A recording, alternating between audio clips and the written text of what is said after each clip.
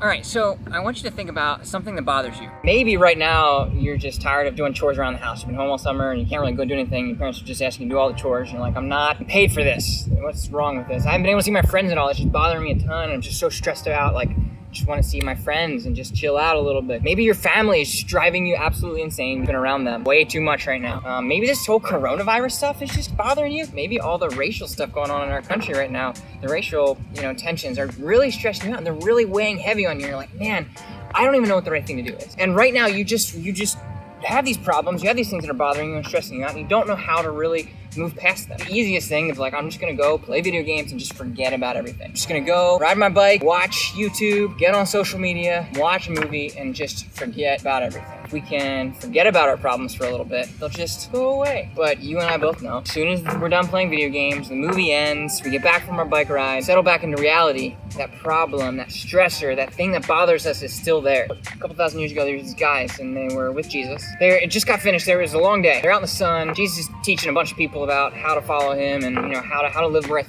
the right way. And so it's the end of the day, and they're like, all right, we need to go home. So jump in their boat. Wouldn't it be so cool to be like, all right, gotta go home?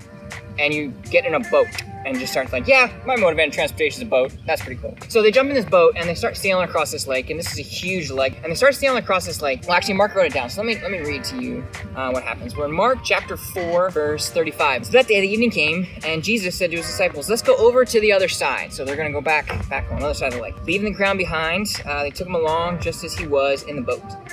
There were also other boats with him.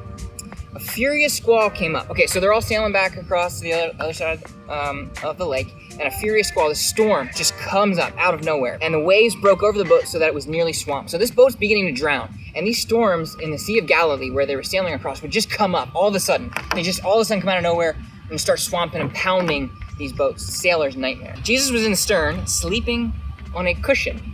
That's my favorite. And at this point, it's got to be soaked. That cushion's got to be soaked. It's got to be like, it can't even be comfortable. But Jesus is sleeping on this cushion in the stern of the boat.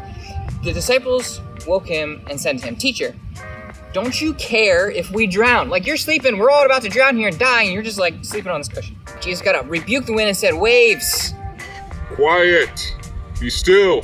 That's my Jesus voice. When the wind died down and it was completely calm, Jesus said to his disciples, why are you so afraid?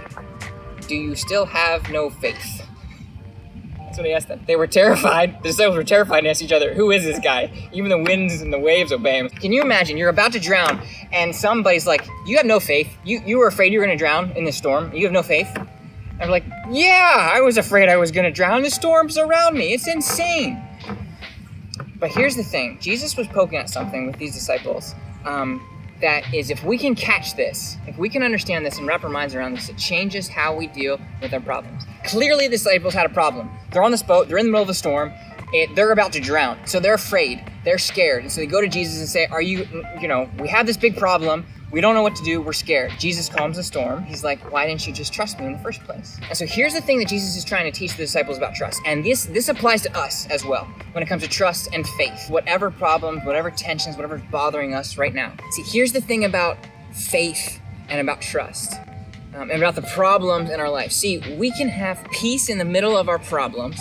Disciples get peace in the middle of the storm, not because they were about to drown. And you can have peace not because of all the things that are bothering you. Because peace doesn't mean that our problems just go away. Peace doesn't mean no problems.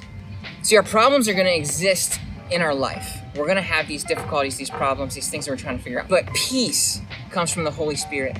See, the Holy Spirit brings us peace in the middle of our problems. And so here's how it would have been better for the disciples to respond. Because when we have problems, it doesn't mean that we're necessarily scared or we're not afraid. It was okay that they were scared. It was okay that they were afraid. It's okay that you're bothered by your parents or your siblings. It's okay that you're bothered about what's happening in our world. It's okay that you're bothered. Where the disciples lacked trust and faith in God is they lacked the ability in that moment to step back and say, I am scared and I'm afraid, but God, I trust that you have control of this situation. See, it's okay for us to be bothered by all the racial tension in our country, but for us, if we're going to respond the right way, is to step back and say, God, I'm scared by this and I don't understand it, but I trust that you're in control of this situation. God, I trust that you're in control of the coronavirus. God, I trust that you are in control of fill in the blank. Last thing I want to say about this story is, in this specific scenario with the disciples, Jesus fixed their problem. He stopped the storm. It ended, and they got to land safe. But you and I both know that some of the storms and some of the problems we have in our life, Jesus doesn't fix them the way that we want him to. But that doesn't mean that he's not working in our life, and that doesn't mean that we can't find peace in them. About 6 months ago, I got a call from my brother, and he said that my dad was in the hospital because he had a heart attack. Well, we didn't know that at the time, but we found out later that he had a heart attack. And as soon as I got off the phone call, I went into the hospital with my mom for a couple hours, and that's when we found out that he ended up having a silent heart attack. And I'll be honest, I was scared, especially when my brother called me at first, and I was bothered by that.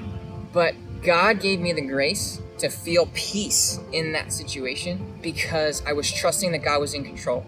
Whether my dad recovered or he didn't, I was trusting that God was in control and saying, God, this is heavy. I don't know what the outcome's going to be, but I'm trusting that you're in control. And so for you, I want you to talk with your group about what problems are you in, right? Where do you need to trust God right now? And how do we trust God? I think that's it's easy to say, here's where I need to trust God, but how do we trust God? How do we remind ourselves that we can have peace in these situations? I'm thankful that my dad got better and he's feeling much better now. But for you, we don't know how God's going to answer our prayers. Talk with your group. How can you remind yourself that God is in control? I get this right some days, other days I get it wrong. You get it right some days, you get it wrong other days. So we need these constant reminders. How can we stay reminded that God is true? God, thank you. Thank you that you're in control. Love you guys.